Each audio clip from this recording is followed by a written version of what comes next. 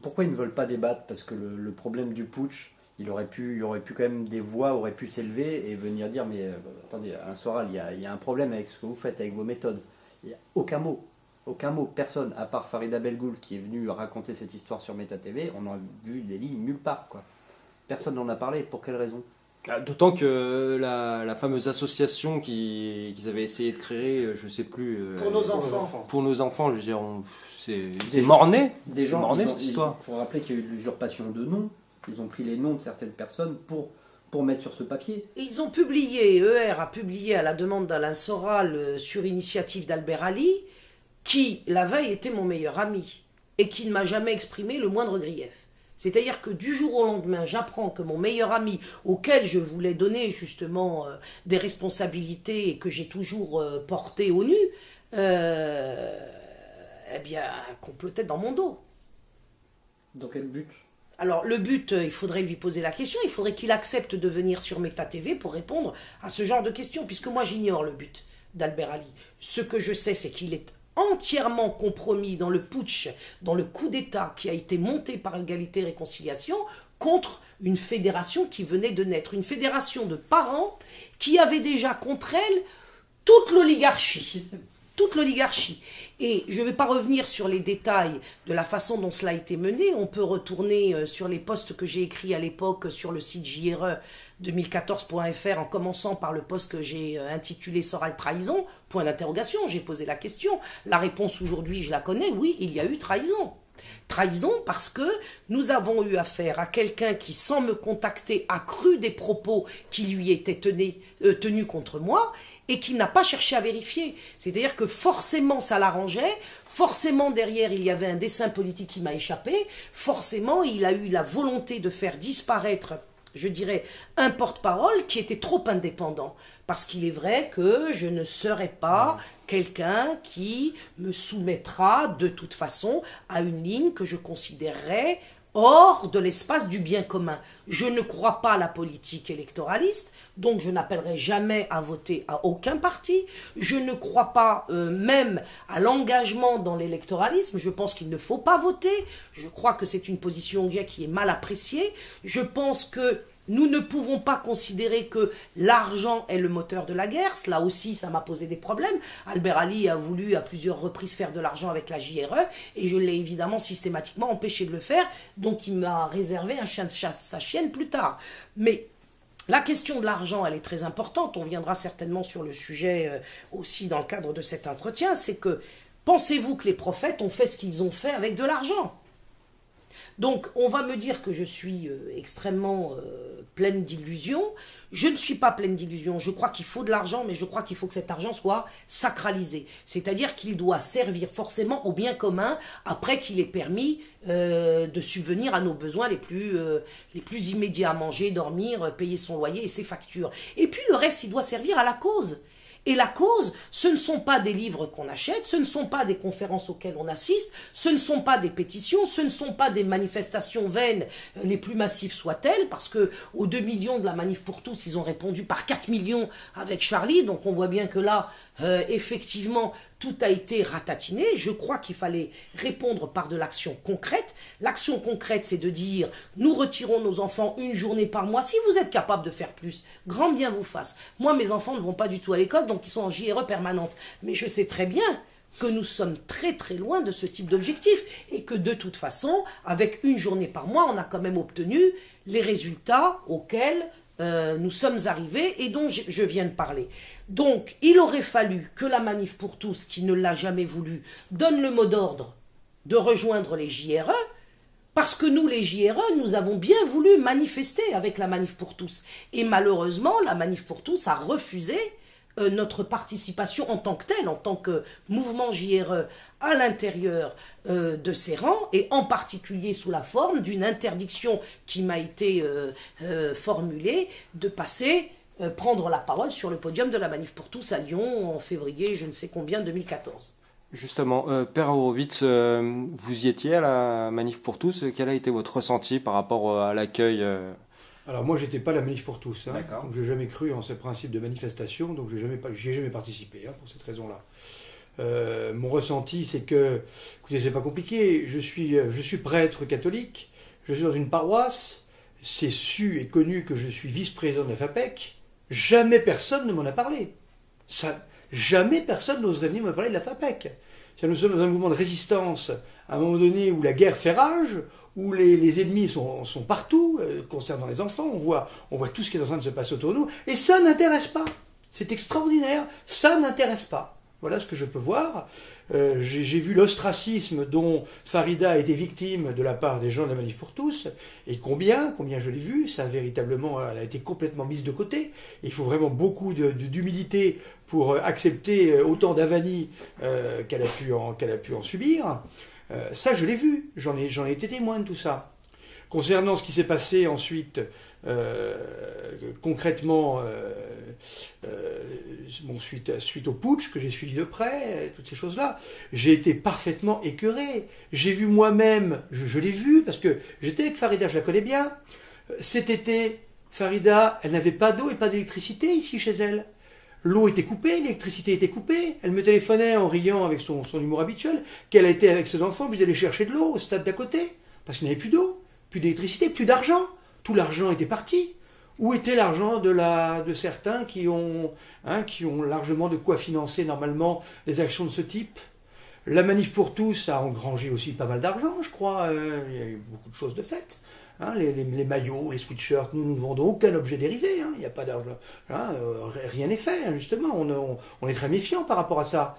Donc Farida, très modestement, très humblement, toujours, ne veut pas le mettre en avant, n'a jamais voulu faire appel à ça. Mais je vous dis, où étaient les gens de la dissidence à ce moment-là, quand Farida n'avait pas d'eau et pas d'électricité? Où étaient-ils? Dernièrement, il y a eu le fameux procès de Farida. Nous étions trois. Roman, membre de la FAPEC, Farida, bien sûr, et moi-même. Nous étions trois, et un avocat. Trois. Pour soutenir une femme qui a laissé sa réputation, qui a laissé son honneur, qui a laissé son argent, qui a tout laissé pour la cause des enfants. Dans un cas qui est d'une pureté, d'une limpidité totale. Où étaient ces gens qui sans arrêt font des leçons, sans arrêt nous disent ce qu'il faut faire, ce qu'il faut dire, ce qu'il faut penser, qui se présentent comme étant des gens qui font tout et connaissent tout? Que font-ils eux? Quelle est l'action qu'ils ont menée pour les banlieues? Je voudrais savoir. Dans les banlieues, on souffre justement d'une absence à peu près complète d'orthographe, de grammaire, de connaissance de l'histoire de France de base. De travail. Est-ce qu'ils ont dépensé un tant soit peu de leur argent pour s'occuper de tout ça? Où étaient-ils? Où sont tous ces gens qui font des leçons à longueur d'année, à longueur de journée? Voilà la question qu'il faut se poser. Alors ces gens, qu'est-ce qu'ils font? Ils répondent par l'insulte. Ils répondent par leur garde du corps. Mais on est dans un système de mafia, qu'est-ce que c'est précisément? Est-ce que nous avons affaire à des parrains? Est-ce que c'est... J'ai plus confiance à l'heure actuelle dans Don Corleone que dans certaines personnes de la dite dissidence. Je vous le dis. Je prêterai plus facilement mon portefeuille. Nous aussi. Je vais dire ça. Je le dis carrément. Alors ce sont des parrains? On va finir comment? On va avoir une tête de cheval dans notre lit, comme dans le célèbre film. Qu'est-ce qui va nous arriver? On va prendre... Qu'est-ce qui va se passer? Je veux savoir. Est-ce qu'on a affaire à des parrains? C'est ma question. Je ne comprends pas. Voilà. Nous, notre combat, c'est pour sauver les enfants. Notre combat est un combat pur. C'est un combat véritablement... souvenons-nous de ce que Jésus a dit concernant les enfants. Si un seul d'entre vous touche un cheveu de ses enfants, eh bien mieux vaudrait pour eux qu'on leur mette une meule de coups et qu'on les mette à l'eau. C'est-à-dire qu'on les noie. C'est ça que dit Jésus. Voilà ce que dit Jésus. Alors aujourd'hui, que fait-on pour les enfants? Qu'est-ce que ces gens font pour les enfants? Voilà. Alors nous, modestement, on fait notre travail, on essaye de faire ce qu'on peut. Et Farida, il a fait beaucoup. Voilà les questions qu'on peut légitimement se poser aujourd'hui. Et j'aimerais que les gens soient un peu moins des moutons de Panurge, à suivre une tête dès lors qu'ils voient quelqu'un qui va les faire rire ou les intéresser parce qu'ils ont du bagou ou parce que je ne sais quoi, et qui se posent beaucoup plus de questions. Comme dit Farida, il faut aujourd'hui savoir qui est qui. Et peut-être que ce sont de bonnes questions à se poser pour la suite de l'action. Est-ce que ça ne suffit pas de s'être fait avoir? Ça fait 200 ans qu'on se fait avoir. Depuis la Révolution française, on se fait avoir. 200 ans. Voilà. Est-ce que ça ne suffit pas? Alors il serait peut-être temps justement d'avoir les vrais principes, et c'est peut-être le rôle du MIP que de connaître ces vrais principes, et de savoir derrière qui, on se met en marche. Justement, les procès, Farida, c'en est où? Qu'est-ce qui s'est passé avec le procès de Tours? Alors il y a le secret de l'instruction, donc je ne peux pas D'accord. donner les détails, évidemment, tout le monde le comprendra. Mais je voudrais quand même signaler quelque chose qui me paraît important, c'est que dans la dissidence, il y a des procès. Hein? Mais moi, je voudrais dire qu'il y a procès et procès. C'est-à-dire que vous avez des procès qui sont montés parce que on essaye de défendre, par exemple, des enfants, et on se retrouve, comme ça a été mon cas, alors qu'on m'avait appelé depuis jouer les tours pour me rendre là-bas, et je me suis retrouvée dans un procès pour délit de diffamation. Même moins que cela, pour complicité de délit de diffamation. Et puis vous avez aussi les procès qui viennent finalement dans la dissidence permettre à leurs victimes de gagner de l'argent. Et c'est une technique qui est mise en place actuellement et qui fait qu'on ne peut plus comprendre exactement de quoi il en retourne.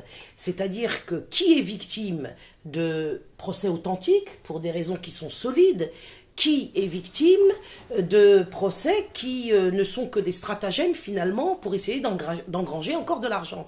Vous avez des procès qui ont été effectivement connus parce que tout simplement des gens ont été insultés sur la place publique. Dès lors effectivement qu'on est insulté sur la place publique, il est presque, je dirais, normal, quelle que soit la personne qui a été insultée, que celle-ci se défende, puisque l'insulte ne peut pas faire partie de l'art de la guerre. Parce que la guerre a aussi ses règles. La guerre est un art aussi, dans la mesure où on ne peut pas se permettre de se vautrer dans tout et n'importe quel comportement pour ensuite essayer de soutirer du peuple de l'argent sous prétexte qu'on est condamné et qu'on va essayer d'obtenir une différence entre le montant de l'amende qu'on ne connaît pas finalement au moment où la personne le réclame et puis ce qu'on va récolter au final. Et très souvent, j'ai constaté que certains procès, eh bien, finalement, ne consistaient qu'à enrichir la personne qui en était la cible. Et ça ne va pas. Je parlais tout à l'heure du rôle de l'argent dans la résistance. Je vous ai dit que cet argent devait être effectivement présent parce qu'on n'est pas dans le monde justement éthéré des anges, mais si il doit y avoir circulation de l'argent, cet argent doit avoir finalement comme objectif de servir le bien commun. Et nous ne pouvons pas être à la recherche de fonds uniquement pour s'enrichir comme des dictateurs et pouvoir acheter à son épouse, quand on n'en a qu'une, 2000 paires de chaussures comme on a pu le voir en Amérique latine ou ailleurs. L'argent aujourd'hui doit permettre effectivement de subvenir à ses besoins et l'excédent doit être mis dans le pot commun. Et tout ce qui ne fonctionne pas de cette façon-là est forcément suspect. En tout cas, à mes yeux, c'est suspect. Pendant la JRE, je n'ai pas voulu qu'on fasse d'appel à dons. Je n'ai pas voulu d'entrer justement dans ce commerce, parce que pour moi, il s'agit d'un commerce, parce qu'il me paraissait important justement de faire une démonstration, à savoir que le nerf de la guerre n'est pas l'argent. Le nerf de la guerre, c'est la foi.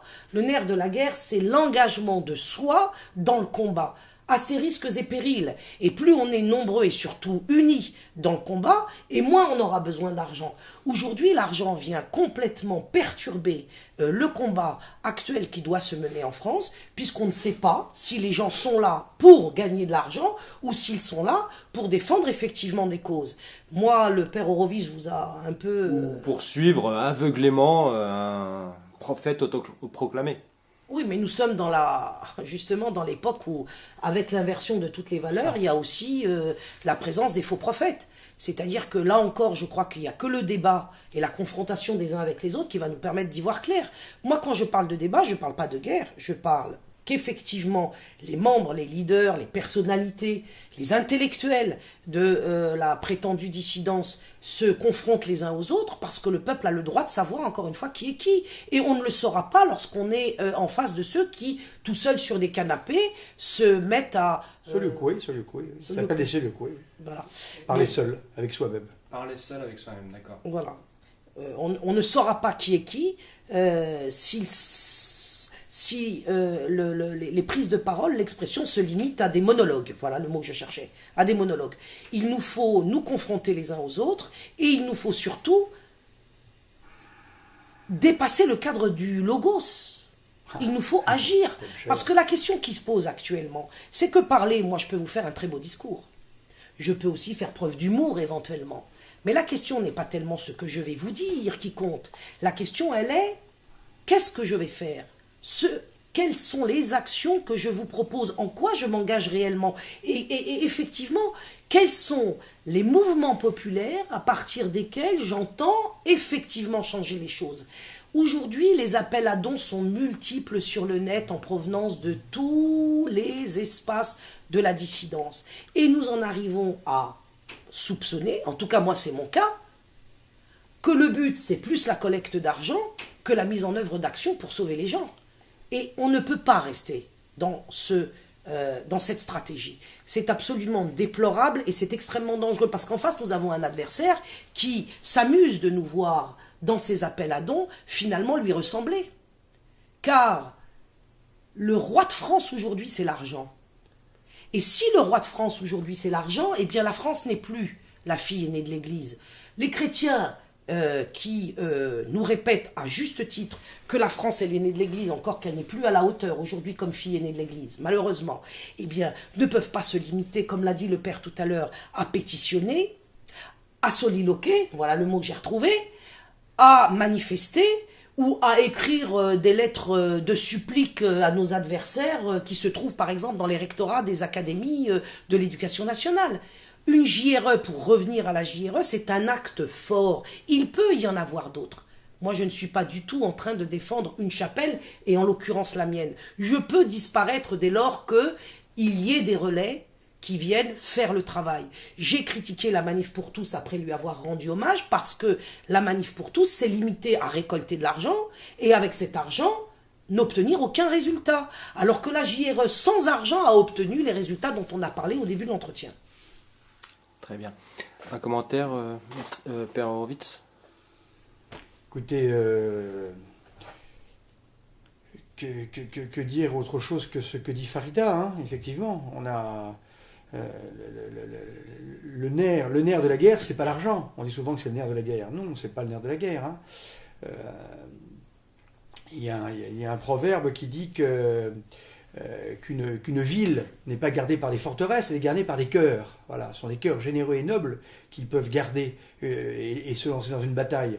Donc c'est véritablement par la pureté des cœurs et la beauté des cœurs hein, que les combats peuvent être menés et peuvent être gagnés. L'argent vient ensuite, hein, comme disait un grand homme, l'intendance suivra, ensuite l'argent vient. Hein. Dans l'Évangile, il est dit « Cherchez le royaume d'abord et le reste vous sera donné de surcroît ». C'est ça que ça veut dire. Chercher le royaume d'abord. Le royaume aujourd'hui, c'est la défense de l'enfance.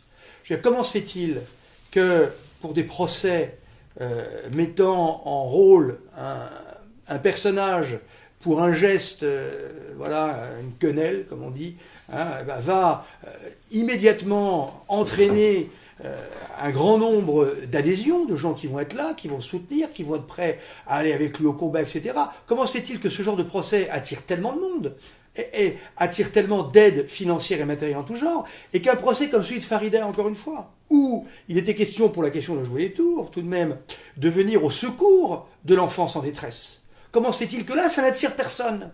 Alors quand on fait des gestes qui sont des gestes, je ne sais pas comment les qualifier, est-ce que c'est des gestes plutôt d'adolescents, je ne sais pas, des gestes facétieux, je ne sais pas quel serait le qualificatif à prendre, hein, insultant pour certains, bien sûr, ça dépend évidemment de l'interprétation qui en sera donnée. Pourquoi cela attire tellement, là où des actions de fond aussi importantes que ce qui a été fait à jouer les tours, avec les JR, etc., attirent aussi peu de monde et de biens? Parce que ce qu'il faut dire, c'est que Farida, et j'en suis le témoin, a essayé d'être médiatisée.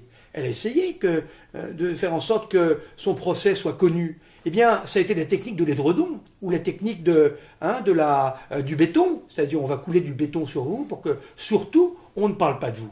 Tout a été fait. Aucun site n'a relayé la procédure dont Farida était la victime. Aucun site, aucune équipe de TV Libre ou autre ne s'est déplacée sur place. Alors là, j'en appelle surtout les catholiques. Est-ce que vous avez bonne conscience? Est-ce que vous dormez bien tous les soirs, tranquillement, en pensant que une musulmane fait le travail? Et nous, qu'est-ce que nous faisons? Voilà la question. La question de la convergence. Je voudrais rappeler à mes chers amis catholiques ici que ce qui s'est passé, parce que je pense que c'est quelque chose sur lequel il faut insister un petit peu. Alors les catholiques avancent, l'Église catholique, elle est centralisée, elle est unifiée, elle a un principe d'unité. Alors, il se trouve que ça marche beaucoup à l'heure actuelle, on confond unité et mouton de Panurge. Alors moi, pendant plusieurs années, ça fait de ça 20 ans, on nous a dit il faut dialoguer avec l'islam. Voilà, on nous a dit ça. Faut dialoguer avec les musulmans. On vous l'a dit? Ah bon, on nous a dit c'était le langage connu et célèbre. L'abbé que vous avez connu à l'époque, l'abbé Christian Delorme, a répété ça certainement à l'envi. C'était après le Concile Vatican II, il fallait dialoguer avec les musulmans, moi on m'a appris ça. Et si vous ne dialoguez pas avec les musulmans, moi qui l'ai toujours connu durant toute ma vie, on était une ordure de premier ordre. Bien sûr, un raciste, un ceci, un cela. Voilà.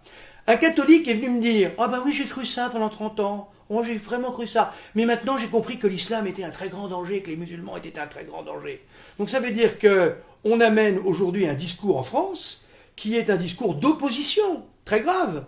D'opposition entre... Attention, les mots sont très importants. Je ne suis pas en train de dire ici qu'il faut qu'il y ait un dialogue entre l'islam et le catholicisme. Que l'on soit très précis, parce que c'est d'avance ce que l'on va me dire en milieu catholique. Je dis que les musulmans et les catholiques doivent œuvrer ensemble, doivent se rencontrer, non pas religion et religion, croyants et croyants. Soyons très précis sur les termes, c'est très important. Donc on est en train de nous inventer maintenant une opposition qui doit être, certains personnages très médiatiques n'arrêtent pas de nous le répéter, à l'envi, il faut se battre contre les musulmans, d'ailleurs les mêmes personnages qui disent ça ne sont pas capables de faire grand-chose, entre parenthèses. Dans l'ordre du combat, ils sont prêts à monter les uns contre les autres, mais lorsqu'il faudra se battre, il n'y aura plus personne. Voilà. Donc on est en train de lancer un discours extrêmement dangereux, comme quoi l'ennemi principal ce seraient les musulmans. Eh bien, pardonnez-moi, mais je pense que l'ennemi principal en France, c'est la première religion de France. La première religion de France. Qu'est-ce que c'est que la première religion de France? L'athéisme. L'athéisme. Issu des Lumières, issu de 1789, issu des grands principes qui nous ont conduits dans la panade épouvantable dans laquelle nous sommes aujourd'hui. Voilà l'ennemi. Le voilà l'ennemi. Quand je parle avec des racailles musulmanes, et j'aime bien beaucoup parler avec elles, je rencontre ça. Ça arrive. Parfois. C'est un peu contradictoire, racailles musulmanes. Entendez, pardon, je me suis mal exprimé. Des jeunes qui sont des racailles et qui sont issus de milieux musulmans.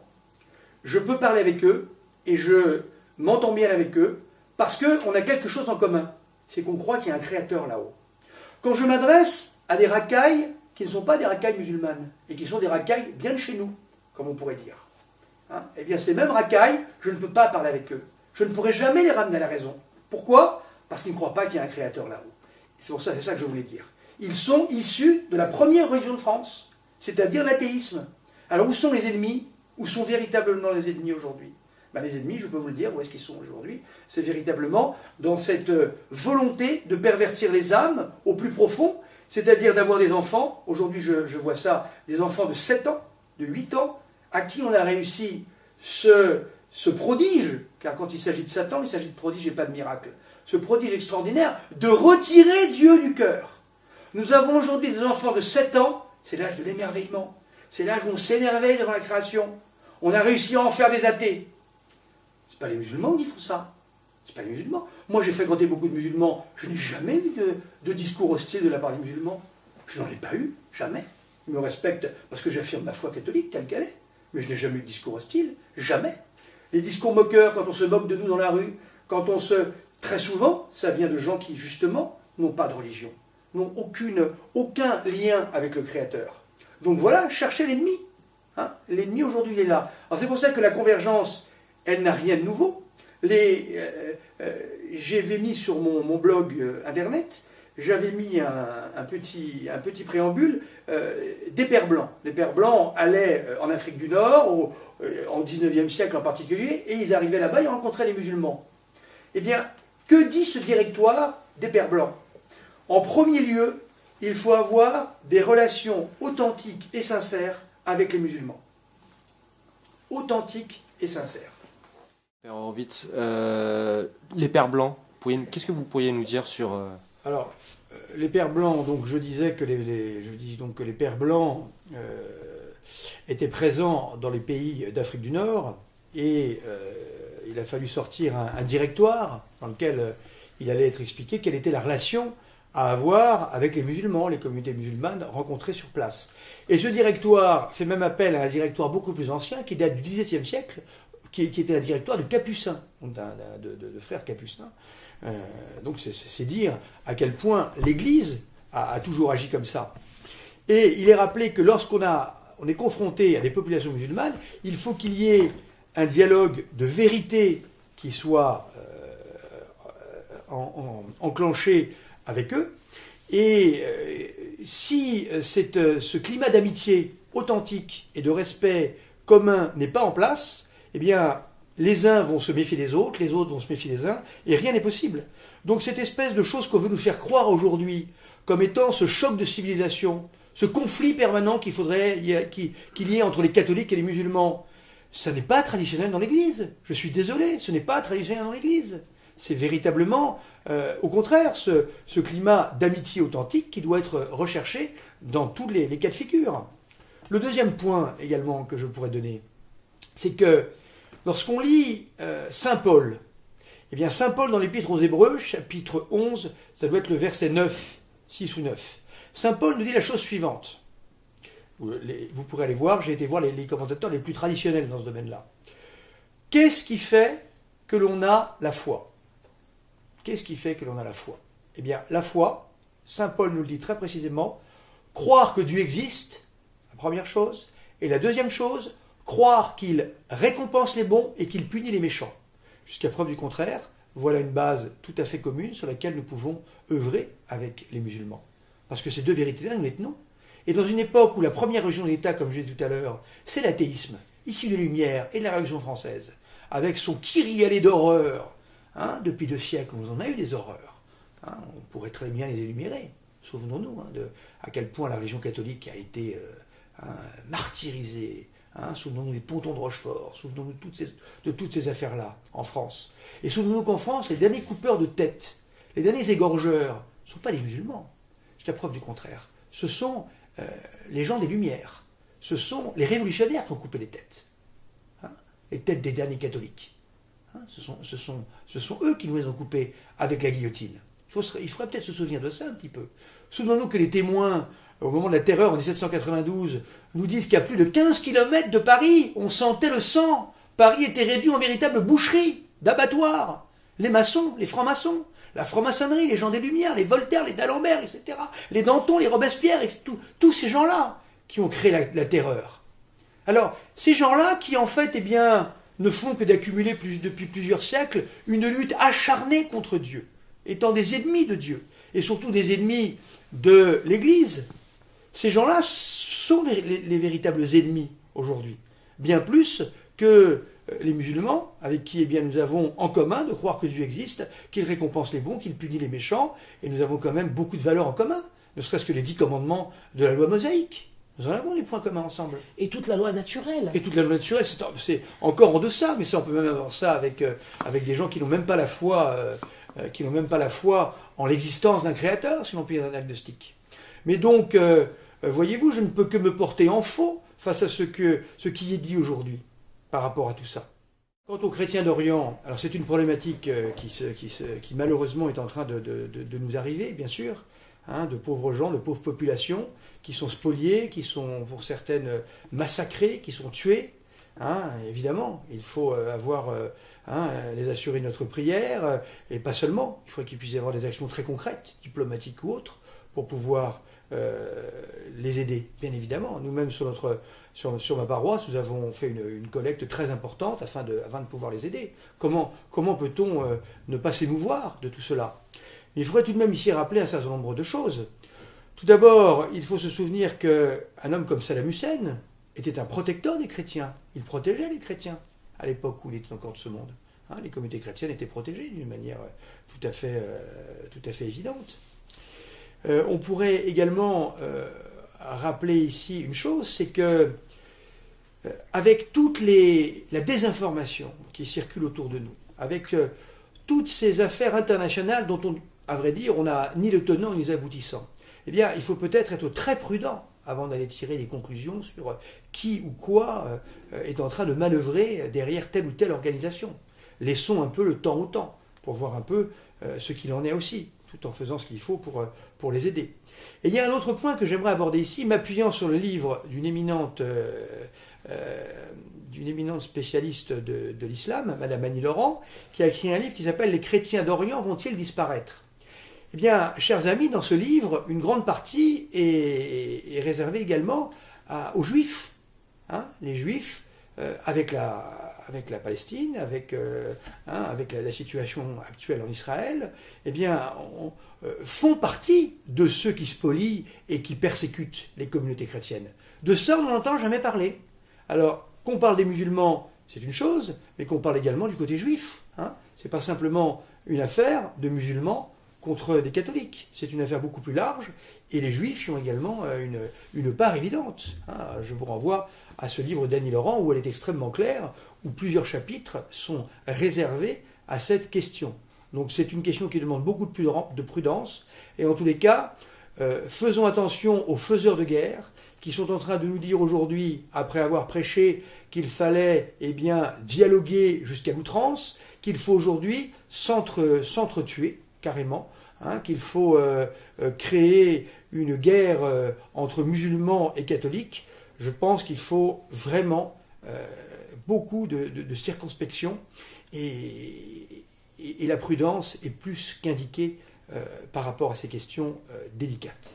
Et je devrais rajouter quand même une chose que le père Horowitz n'a pas pu voir de ses yeux, mais comme on le sait, j'ai vécu 3 ans en Égypte et j'y suis retourné une quinzaine de jours, je crois que c'était en février, pour justement rencontrer les chrétiens égyptiens notamment, avec lesquels nous avons beaucoup discuté, le secrétaire général Roman Rodriguez et moi-même, et nous avons pu assister à un moment donné à une scène de fraternisation le jour de l'anniversaire du prophète, à côté d'une grande mosquée qui s'appelle El Hussein, où j'ai pris immédiatement mon portable pour filmer la scène.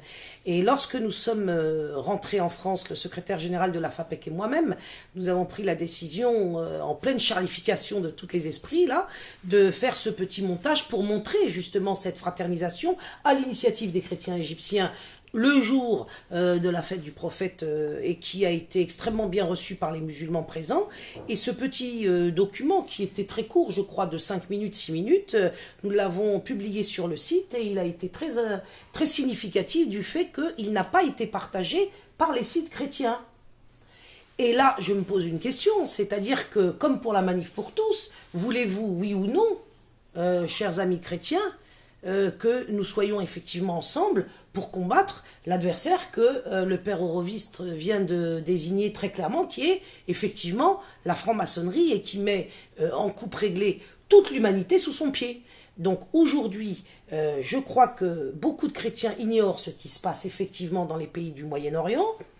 Pour ma part, j'en ignore aussi beaucoup de choses, mais j'ai pu vivre en Égypte pendant assez longtemps pour voir qu'au quotidien, il n'y a pas de problème, je l'ai répété 1000 fois, entre les chrétiens égyptiens, coptes, et les musulmans égyptiens, pour la bonne raison qu'ils sont tous égyptiens, et qu'ils aiment tous la nation à laquelle ils appartiennent. Et vous trouverez de nombreux témoignages de coptes en Égypte qui vous le diront mieux que moi. Et je voudrais rajouter également que dans le martyre que vivent actuellement les chrétiens d'Orient, on oublie que les musulmans vivent exactement le même. Dans de nombreux cas, lorsque l'on parle de l'expulsion des chrétiens de Mossoul, il faut savoir que pour 20 000 chrétiens qui ont été expulsés, vous avez aussi 200 000 musulmans qui le sont. Que pour tant de chrétiens, on ne va pas faire une comptabilité pareille, parce que c'est abominable, mais que les chrétiens sont martyrisés, n'empêche pas, loin s'en faut, que les musulmans le soient aussi. C'est-à-dire que nous avons affaire à des manœuvres politiques qui viennent probablement, si ce n'est certainement, de l'oligarchie qui entend mettre en place un nouvel ordre mondial. Tout le monde en parle, y compris les dirigeants des catholiques traditionnels, comme par exemple mon ami Alain Escada, mais Alain Escada ne parvient pas à aller jusqu'au bout de l'analyse. C'est que là aussi, la convergence entre chrétiens et musulmans que j'ai vue de mes yeux au moment de la révolution égyptienne, lorsque il a été question de faire tomber le régime de Moubarak, les chrétiens protégeaient les musulmans et les musulmans protégeaient les chrétiens dans les manifestations de la place Tahrir. Il faut aller voir ce qui se passe effectivement dans ces pays-là. Et il faut se rendre compte que ces gens vivent ensemble et qu'on est en train de vouloir faire tomber là-bas des États, des nations multiconfessionnelles. Le cas du Liban a été très clair pendant très longtemps et qu'on veut faire tomber ces États multiconfessionnels et qu'on veut nous faire prendre un parti du choc des civilisations ici en France, alors que là-bas, il n'existe pas en vérité au niveau du peuple et de tous ces peuples qu'on retrouve effectivement dans les pays du Moyen-Orient. Et je reprendrai le cas, mon père, de Saddam Hussein que vous avez cité. Son ministre des Affaires étrangères, c'était un chrétien. En Égypte, les fêtes religieuses coptes sont jours fériés pour l'ensemble de la nation égyptienne. Et je ne parlerai pas de ces écoles chrétiennes qui intègrent évidemment 80% d'écoliers musulmans et avec lesquels il n'y a absolument aucun problème. Moi, quand je travaillais là-bas, mon pharmacien était musulman et la dernière des choses qu'il souhaite, c'est que, effectivement, on vienne prétendre qu'il est martyrisé dans la rue, dans l'immeuble, alors qu'il est au milieu d'un quartier de musulmans, parce que cela ne se passe pas. Il y a des entreprises politiques qui sont menées parfois de l'extérieur, et on voit de qui je veux parler. Hein. C'est toujours dans la perspective du nouvel ordre mondial qu'on entend monter les musulmans et les chrétiens les uns contre les autres là-bas. Je déplore, solennellement je le déplore, que des chrétiens comme Alain Escada aujourd'hui ne le comprennent pas au point qu'ils se soient laissés aller dans une voie qui est l'impasse. Et pas seulement l'impasse du point de vue de ce qui se passe là-bas, mais qui a été une impasse pour nous ici, puisque ça l'a conduit à abandonner la convergence qui devait sauver nos enfants ici en France. Très bien. Et du coup, en fait, on va faire une petite aparté, mais j'étais un peu interpellé par votre propos sur les Juifs en Israël s'attaquant aux chrétiens d'Orient et le deux poids deux mesures entre la surexposition des chrétiens d'Orient dans les pays dits musulmans ou multiconfessionnels musulmans et Israël. Quel est votre point de vue sur le sionisme, par exemple? Quelle différence vous faites entre sionisme et judaïsme, si tant est qu'il existe pour vous? Oui, bien sûr, il y a bien sûr des distinctions à faire qui sont importantes. Hein. Il existe de nombreux juifs qui ne sont pas sionistes, Tout à fait. Hein, et même des sionistes qui ne sont pas juifs. Donc c'est un État qui les deux choses ne s'identifient pas forcément. Il faut se souvenir tout de même que le sionisme est né au début du siècle dernier et a été conçu en milieu athée. Il ne faut pas oublier ça. Donc, ce sont des juifs athées. Moi, je ne sais pas trop ce qu'est un juif athée. Comme disait Woody Allen, qui était un juif athée, justement, il disait Dieu n'existe pas, nous sommes son peuple élu. Hein. Voilà, donc c'est aussi absurde que ça. Donc, voilà, le sionisme est un mouvement de retour, mais il est très ancien, ce mouvement. Hein. Alors, il date très exactement, il faut savoir, je ne sais pas si vous connaissez l'origine du sionisme. L'origine exacte du sionisme, c'est Julien l'Apostat. Julien l'Apostat a été un empereur romain qui, au 5e siècle, eh bien, après l'édit de Constantin, les catholiques ont été persécutés jusqu'en 313. Ensuite, par les empereurs romains, avec différents édits qui ont été apportés. Ensuite, tous les empereurs, après la conversion de l'empereur Constantin, l'empire est devenu chrétien, de toute évidence, et quelques siècles plus tard, il y a eu un empereur qui s'est appelé Julien, qu'on appelait Julien l'Apostat d'ailleurs, et qui a renoncé au catholicisme. Voilà. Et il a voulu reconstruire le temple de Jérusalem. Voilà. Et l'origine du sionisme est là. Et donc Julien l'Apostat a tout fait pour reconstruire le temple de Jérusalem. Et au moment où le temple, où ils ont commencé à vouloir le reconstruire, ils ont eu des catastrophes qui leur sont tombées sur la tête. Il y a eu le ciel s'est obscurci, il y a eu des tempêtes de pierres qui les ont bombardés, avant même de pouvoir y installer quelques pierres. À un autre moment, il y a eu un miracle. Des croix se sont imprimées sur les tuniques de tous les prêtres juifs qui étaient présents. Voilà. Donc c'était véritablement, le sionisme prend sa racine là, avec Julien l'Apostat. voyez, donc Julien Laposta, et ensuite on retrouve bien plus tard le projet au début du XXe siècle avec Herzl. Et comme élément déclencheur, l'affaire Dreyfus. Et voilà, l'affaire Dreyfus, bien sûr, qui a divisé la société française. Donc évidemment, l'identité israélite ne s'identifie pas d'une manière parfaite avec le sionisme, c'est plus qu'évident. Voilà. Et après, il ne faut pas non plus aller trop vite en disant que tous les sionistes adhèrent à tout ce qui peut se passer là-bas non plus. Donc il faut être très prudent, comme pour le reste, comme pour ce que je disais sur le problème avec l'islam, avec tout ce qu'on voit se dérouler tout autour de nous. Il faut être prudent. Il faut toujours se dire que nous sommes très peu informés et que d'un pays à l'autre, déjà dans notre propre pays, on a du mal à être informé sur tout ce qui s'y passe. Alors, quand on n'a pas la même culture, quand on change de pays, d'horizon, les informations sont encore plus difficiles à obtenir. Donc il faut simplement être prudent, ne pas se laisser aller à trop de simplisme et se méfier des faiseurs de guerre. Des faiseurs de guerre de toutes sortes. Ceux qui sont en train d'importer le racisme, ceux qui sont en train d'importer la bagarre entre catholiques et musulmans, ceux qui sont en train d'apporter également sur les juifs un sentiment de haine, en faisant croire également que tous les juifs pensent la même chose, disent la même chose, c'est totalement faux. Donc il faut toujours se dire que les êtres humains sont d'abord des personnes à part entière, avant d'être affiliés à de grandes idéologies ou à de grands projets. Voilà, simplement une question d'honnêteté intellectuelle, ni d'être dans un camp ni dans l'autre, c'est une simple question de prudence et d'honnêteté intellectuelle. Très bien. Un commentaire, Farida ? Sur le sionisme ? Sur le sionisme. Sur le sionisme ou l'antisionisme, moi je le vois en France aujourd'hui, tel qu'il est en train de s'exprimer depuis maintenant plusieurs années, équivalent, alors là je vais faire bondir un certain nombre de gens, mais je trouve que ça ressemble de plus en plus malheureusement à la problématique racisme-antiracisme, c'est-à-dire que on s'exprime au travers d'un certain nombre de slogans et il faudrait en effet, comme l'a dit le père, savoir exactement quelles sont les caractéristiques du sionisme pour du coup savoir exactement aussi quels sont les caractères de l'antisionisme. Et si l'antisionisme ça devient un business, parce que moi j'ai l'impression que c'est le cas aujourd'hui, eh bien évidemment de ce point de vue-là, je ne serai pas une antisioniste businesswoman.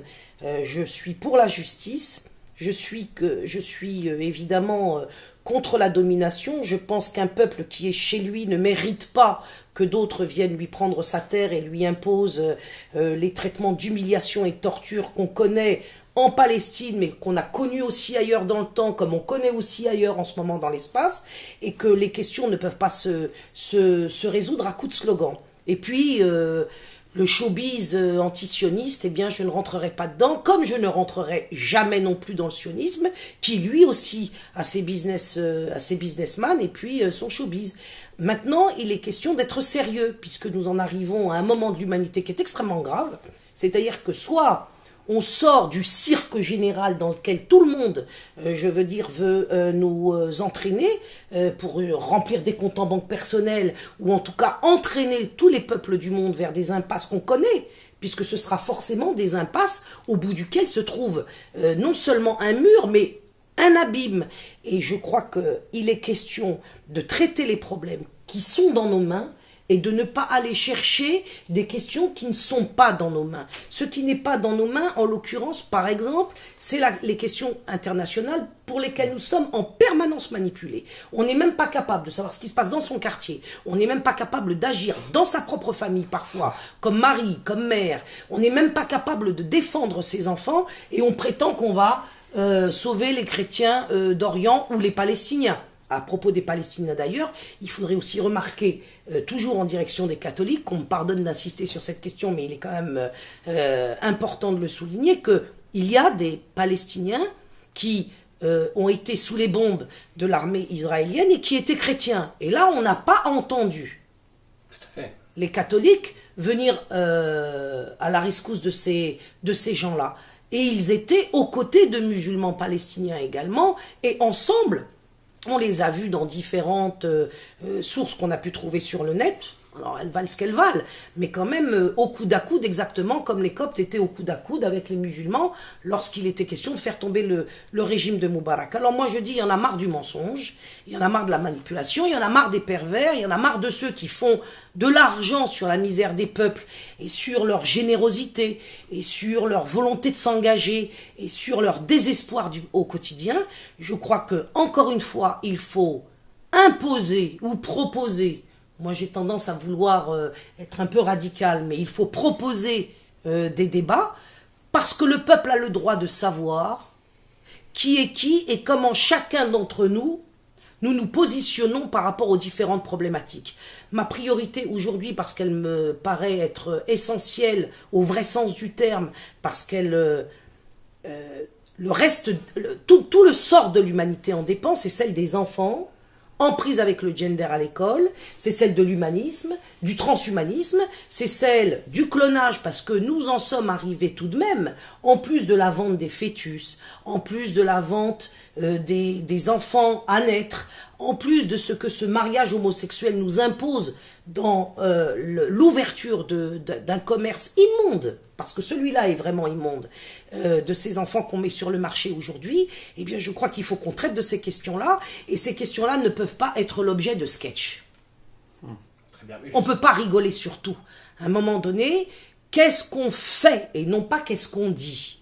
Que fait-on pour empêcher que des enfants nouveau-nés soient vendus à des couples stériles, qu'ils soient d'ailleurs, comme on dit maintenant, hétéros ou homo? Je ne crois pas, je ne veux pas même, que des enfants soient vendus à des couples stériles. Lorsqu'ils sont hétérosexuels, eh bien, qu'ils se débrouillent pour porter leur croix, si je devais reprendre l'expression chrétienne ad hoc, et quand ils sont homosexuels, eh bien qu'ils se limitent à ce qu'ils sont, c'est-à-dire des dieux stériles qui n'ont pas droit de vie et de mort sur des enfants.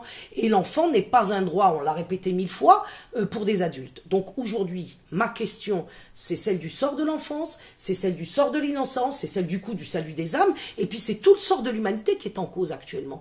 Parce que si, actuellement, après avoir pillé les richesses du tiers-monde, par l'intermédiaire de l'histoire coloniale, et puis du néocolonialisme avec les multinationales qui aujourd'hui sont en train de piller toutes les richesses, qui viennent justifier que des gens foutent le camp de chez eux pour habiter ici, auxquels on reprochera en plus cette implantation qu'ils commettent ici, eh bien il faut être cohérent. Si on veut par exemple parler, je l'avais noté pour en dire un mot, du grand remplacement, ou du grand retour et de la remigration, eh bien, ouvrons les débats avec des gens comme moi sur cette question. Ouvrons des débats avec des gens qui sont placés dans la société française pour répondre à cette question du grand remplacement, du grand retour, justement, qui est le résultat qu'on nous propose aujourd'hui. Quelqu'un comme Ozon, il dit « foutez le camp ». Bien, foutez le camp. Après tout, Zemmour également, foutez le camp, parce que vous êtes trop nombreux ici. Alors moi, je dis que la question du grand remplacement de population est une question qui est extrêmement intéressante et qui mérite débat. Que Zemmour, que Ozon viennent discuter avec moi. Vous seriez prête à débattre avec Bien sûr, moi je suis prête à débattre avec tout le monde, hein, y compris avec tous ceux qui m'ont craché dessus ces derniers mois. Il n'y a absolument aucun problème. Je demeure fidèle à ce principe du dialogue. Parce que je sais ce que je défends et je sais comment je le défends. Donc de ce point de vue-là, je n'ai absolument ni complexe, ni crainte particulière de la confrontation. Ce que je pense, lorsqu'on parle du grand remplacement par exemple, c'est que je dirais oui, ce grand remplacement a eu lieu. Alors Ozon va me répondre, eh bien voilà, nous sommes donc d'accord. Eh bien non, non, on n'est pas d'accord. Parce que moi je pense que le grand remplacement a eu lieu dans le sens où le père Horowitz en parlait tout à l'heure. C'est que de la France chrétienne, qui était la terre des catholiques, celle-ci, ce peuple de chrétiens et de catholiques, a en effet été remplacé par le peuple des athées. Bien avant que les musulmans voient le jour ici en France. La loi de 1905 n'est pas un plan de l'islam sur la France. Et tout ce qui a contribué à faire disparaître la présence chrétienne ici en France n'a jamais été un complot islamique. Et l'immigration n'est qu'une conséquence justement de cette disparition des principes chrétiens qui gouvernaient la France autrefois. Car je crois en effet pouvoir dire que si nous avions affaire à la fille aînée de l'Église, nous n'en serions pas là. Ni en matière d'immigration, qui vient probablement compenser par châtiment les 200 000 avortements qui s'effectuent ici, dans l'indifférence, je dirais, totale des catholiques. Alors on va me dire, mais non, les catholiques condamnent les avortements. Mais il ne s'agit toujours pas, voilà, de condamner par les paroles du bout des lèvres. Il s'agit de se battre. Et là, les catholiques vont bientôt fêter Jeanne d'Arc le 10 mai, à l'initiative notamment de Civitas et d'autres. Et encore une fois, je dirais que il faut être conséquent. Jeanne d'Arc était une guerrière, Jeanne d'Arc était une combattante. Et comment va-t-on rendre hommage à Jeanne d'Arc ce 10 mai prochain? Encore une fois, en se baladant dans les rues, entre amis, et se retrouver le soir autour d'un pot-au-feu. Enfin, je veux dire, c'est parfaitement incohérent et totalement décalé par rapport à cette sainte qui a pris les armes pour défendre la France. Aujourd'hui, les catholiques ne sont pas prêts à prendre les armes pour quoi que ce soit. Je crois qu'ils sont simplement, parce que ce sont des bourgeois, prêts à défendre leur compte en banque et la société générale, mais ils auront beaucoup de mal à se mouiller pour défendre la société chrétienne. Ils ont d'ores et déjà beaucoup de mal à défendre cette société qui est la France chrétienne, qui... quand je l'ai interpellée, cette France chrétienne, au début de la JRE, je croyais qu'elle existait encore. Et je me rends compte, à peu près de 2 ans de combat, que malheureusement, on peut conclure qu'elle n'est plus. Alors, fêter Jeanne d'Arc sans en payer le prix me paraît être une posture qui ne conduira la France nulle part, que de l'enfoncer un peu plus dans la domination de la maçonnerie.